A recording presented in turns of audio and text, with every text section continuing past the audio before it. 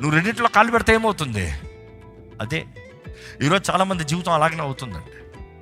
ఈరోజు మిమ్మల్ని ప్రభు నామంలో వేడుకుంటున్నాను, మీ జీవితంలో దేవుడు ఇచ్చిన మార్గంలోకి ముందు వెళ్ళండి. Go forward.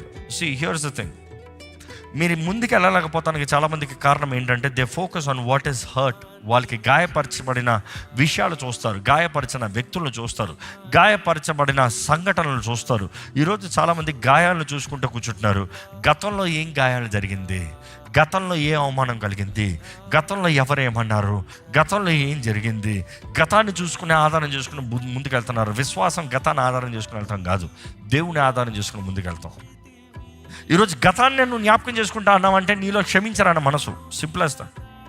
గతంలో నాకు వీళ్ళు అన్యాయం చేశారు, వీళ్ళు మాటలు అన్నారు, వీళ్ళు పాడు చేశారు, ఇవన్నీ జ్ఞాపకం చేసుకున్నాక నీలో క్షమించరాని మనసు. Bitterness again, bitterness is a door. అపవాదికి తలుపు.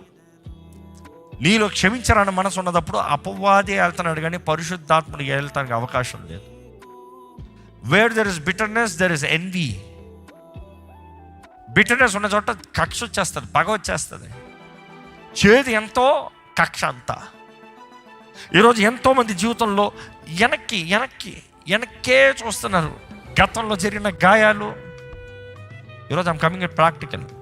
లోకం చూడుతున్నప్పుడు అగైన్ ఐమ్ టెల్లింగ్, గతంలో అన్న మాటలు, గతంలో చేయబడిన గాయాలు. దేవుని వాక్యం చెప్తుంది, కీడుని కీడుగా ఎదిరించొద్దు, కీడుని మేలుతో ఎదిరించు, మంచితో ఎదిరించు. మంచి goodness stands no matter what. దేవుడు న్యాయవంతుడు, అన్యాయస్తుడు కాదు. దేవుడు న్యాయం జరిగించే వారి పక్షాన ఉంటాడు. దేవుడు నీతిమంతుల పక్షాన ఉంటాడు. If you are right standing with God, అదే ఆ మాట అంటా, నీతిమంతులు. ఒక మనిషి దేవుని ముందు సరిగా నిలబడగలిగినప్పుడు తన జీవితంలో దేవుడు నిశ్చయంగా ఉంటాడండి, నో డౌట్.